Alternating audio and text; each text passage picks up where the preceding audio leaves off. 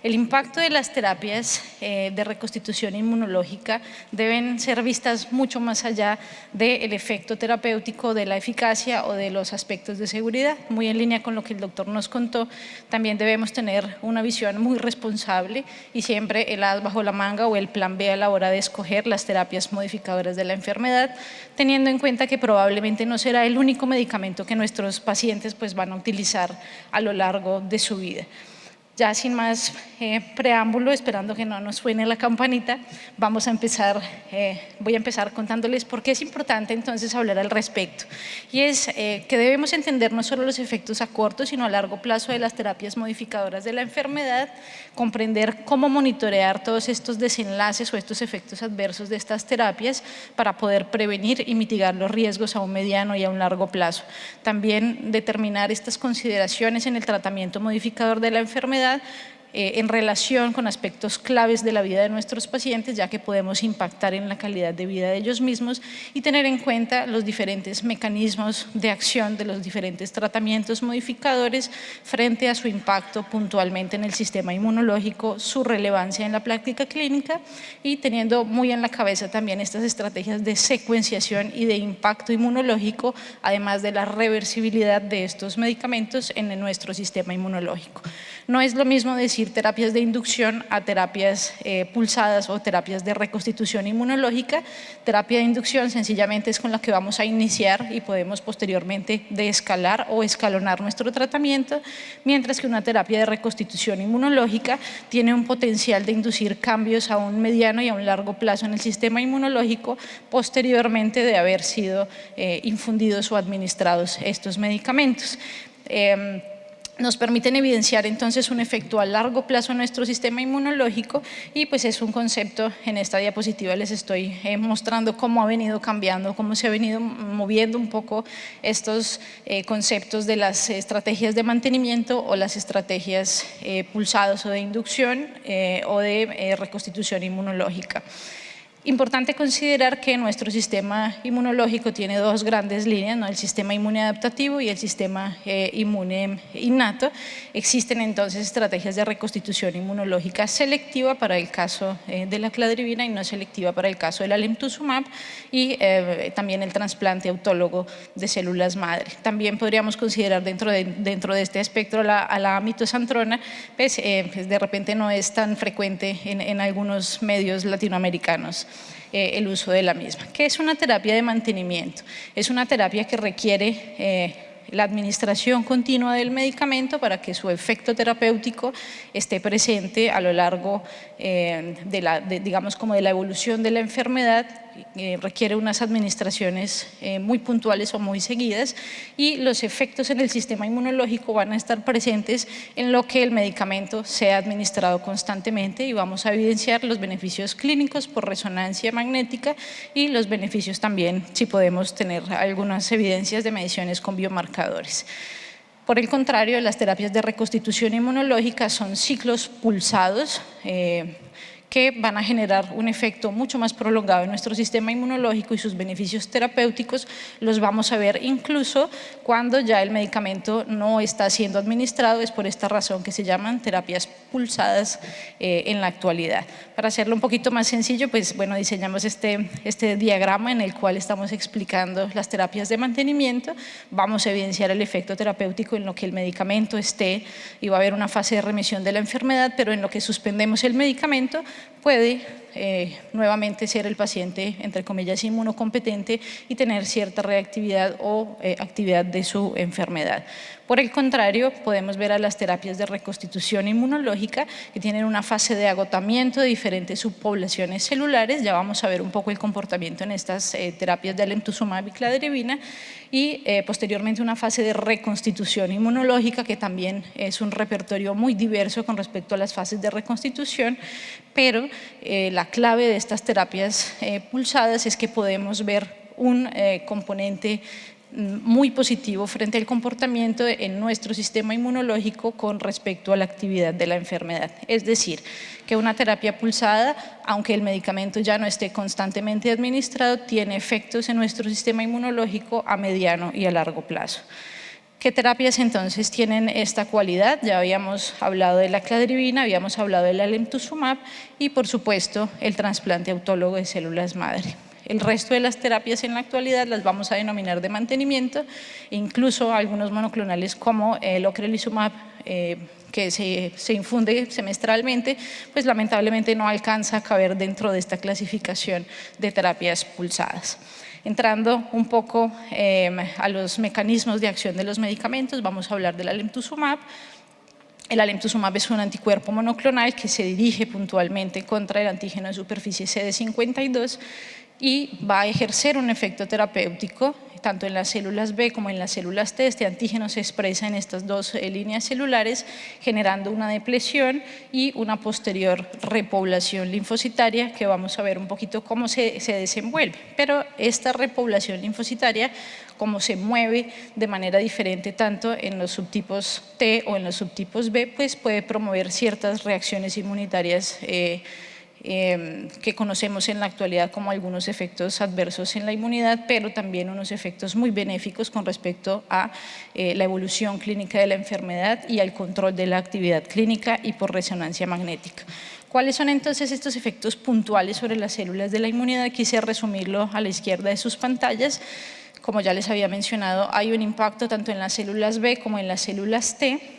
debido a la expresión del antígeno de superficie CD52 en estas poblaciones celulares, y básicamente lo que podemos ver es que hay una depresión muy profunda y muy rápida de los linfocitos B y una repoblación un poco más rápida sobre el linaje de los linfocitos T. Los linfocitos B se pueden repoblar sobre el tercer al sexto mes de posterior a haber culminado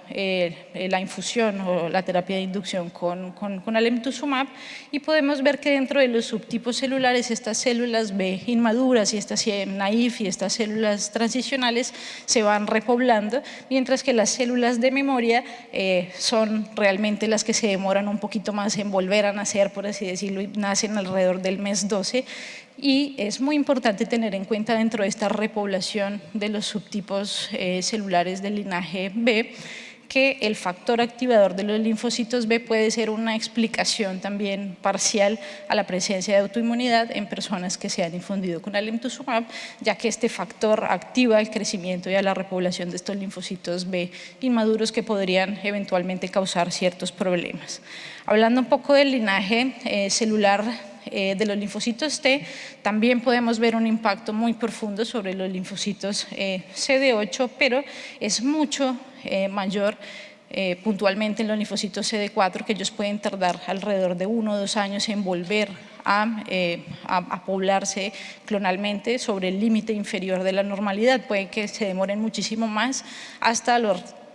rangos de completa normalidad, pueden pasar 3 a 4 años, también se han demostrado en los estudios que pueden tardar en poblar nuevamente de una manera clonal, de manera normal o a esos niveles de normalidad.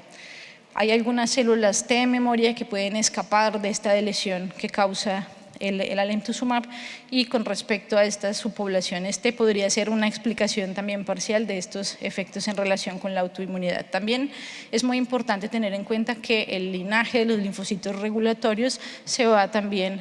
va generando un repertorio muy adecuado, y por esto es que el alemtuzumab ejerce un efecto terapéutico tan efectivo con respecto a la actividad de las células regulatorias. Esta diapositiva pues es un resumen del comportamiento, como les había mencionado, un impacto sobre las células T y las células B, pero es mucho más pronunciado, como pueden ver, sobre los linfocitos T, mientras que los linfocitos B pueden repoblar de una manera un poco más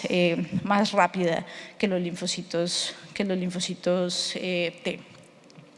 Con respecto al mecanismo de acción de la cladribina, sabemos pues que la cladribina es un análogo sintético de la desoxiadenosina.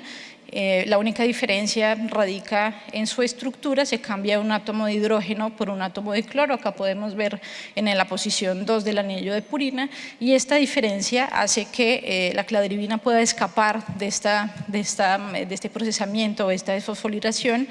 y permite su efecto terapéutico a nivel intracelular. Es mucho más pronunciado también el efecto de la cladribina sobre los linfocitos T y los linfocitos B, porque pues, se expresa la DSK con mayor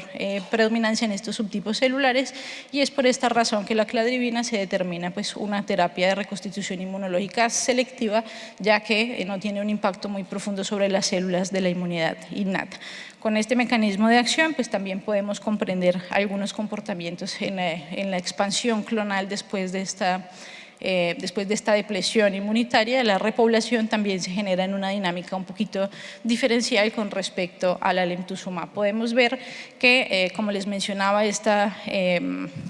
preponderancia de la DSK en los linfocitos T y los linfocitos B, pues hace que el impacto en las células de la inmunidad innata realmente sea muy discreto, por no decir que mínimo. Con respecto a los linfocitos CD4, existe una rápida depresión de ellos y pueden repoblarse con un repertorio mucho más inmunotolerante sobre el mes 6 al mes 12 después del primer ciclo de cladribina. Hay cierto impacto, muy discreto impacto también sobre los natural killer y un mucho menor impacto sobre los linfocitos CD8 si lo comparamos con los linfocitos CD4. En esta diapositiva, entonces, les puse un poquito cómo es la dinámica de repoblación de la cladribina. Podemos ver a la izquierda de sus pantallas el efecto sobre los linfocitos B, que es mucho más profundo que sobre los linfocitos T, y si comparamos a los linfocitos T y a los linfocitos T CD4 sobre los CD8, pues podemos ver que también el efecto es mucho mayor sobre los linfocitos CD4 que sobre estos últimos que les mencioné. Acá está la dinámica en general, y como conclusión para cerrar ya esta primera parte del tema, hay un discreto impacto de la cladribina sobre las células de la inmunidad innata, como son los monocitos y los neutrófilos, y también pues, puede haber una disminución cercana al 40 al 50% de los natural killer, que también se repoblan alrededor de los 3 a 6 meses. Y por el contrario, hay cambios muy selectivos, muy profundos en la inmunidad adaptativa, como ya habíamos mencionado, tanto en los linfocitos B y un poco más discreto en los linfocitos T, pero sin pues, despreciar su eficacia frente a la actividad de la enfermedad.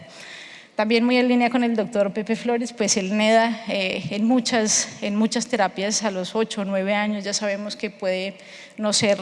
la medida ideal, pero lamentablemente es lo que tenemos por el momento para medir un poco esta eficacia de los medicamentos en relación a la actividad de la enfermedad. Ya sabemos entonces que los medicamentos que están más cercanos a alcanzar un NEDA 3 adecuado pues serían el alemtuzumab, la cladribina, y pues por supuesto se lleva toda la atención el trasplante autólogo de células madre, que en alguno de los artículos del doctor Giovannoni nos menciona que podría ser una de las estrategias más cercanas a la cura de esta enfermedad.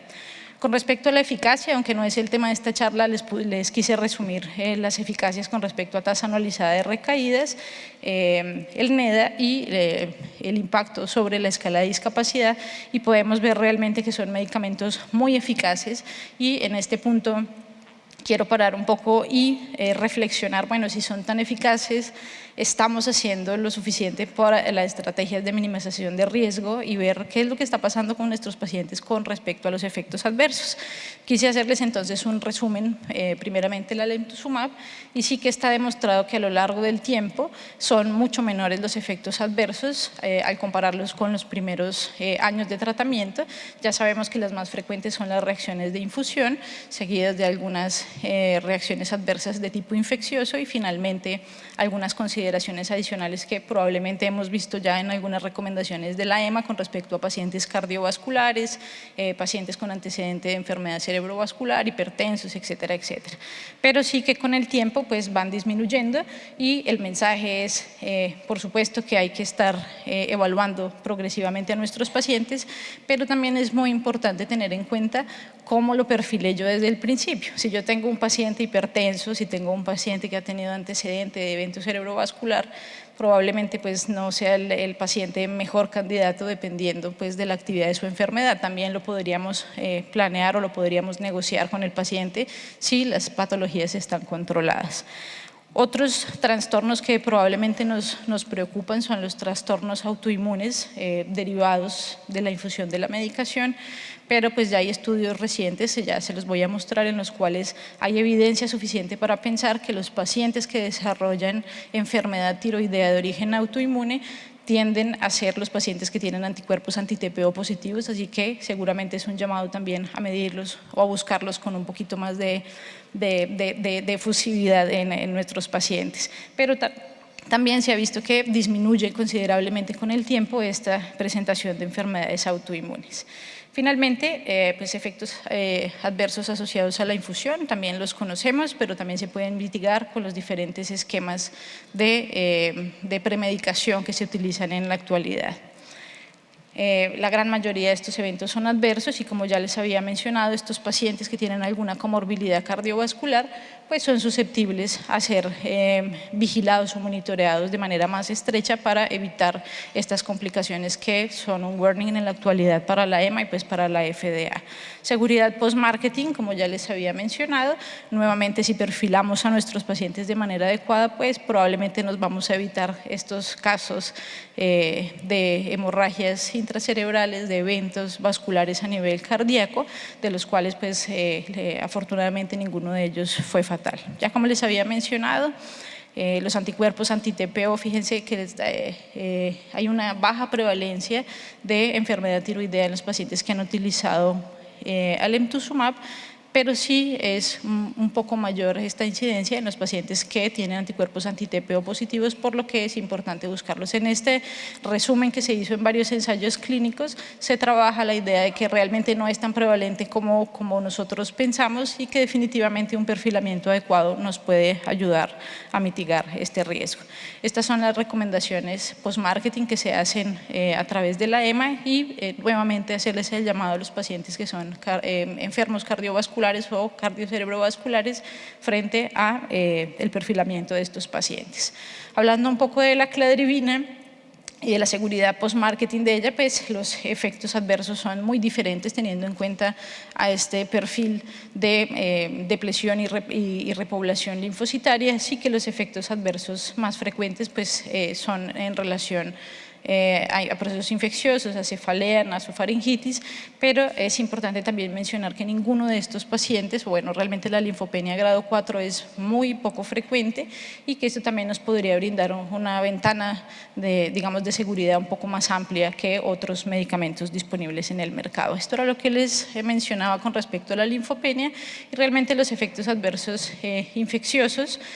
son llevaderos, son manejables. Hay que tener un perfilamiento adecuado también con nuestros pacientes en relación al herpes y a la varicela zóster en el caso de la cladribina. Y finalmente, pues siempre recordarles que para todos los pacientes va a existir un tratamiento y que para todos los tratamientos también vamos a encontrar seguramente el paciente idóneo perfilándolos de manera adecuada. A manera de conclusiones, las terapias de reconstitución inmunológica inducen a periodos prolongados de remisión de la enfermedad e incluso libertad del medicamento, que está demostrado también que aumenta la calidad de vida de nuestros pacientes a largo plazo. El monitoreo estrecho y un monitoreo responsable permite evitar complicaciones infecciosas y complicaciones en el impacto puntual del medicamento sobre el sistema inmunológico. Los tratamientos, como ya les había mencionado, liberan a nuestros pacientes de muchas cargas, incluyendo para el caso de la cladribina monitoreos tan estrechos, y hoy por hoy tenemos medicamentos con un perfil de seguridad mucho más amplio que nos permite también ampliar nuestra visión frente a la escogencia de los medicamentos. Como mensaje final, siempre recomendarles que nuestros pacientes requieren de una escogencia responsable del medicamento, siempre teniendo en cuenta que hay que ir un paso más allá, siempre tener un plan B y tener en cuenta siempre en nuestras cabezas la secuenciación y el impacto inmunológico de todas las terapias con el fin de poder ofrecer un mejor tratamiento a nuestros pacientes. Con este mensaje termino. Este es el grupo de neuroinmunología del Centro de Esclerosis Múltiple CAIRE. Muchísimas gracias a todos por su atención.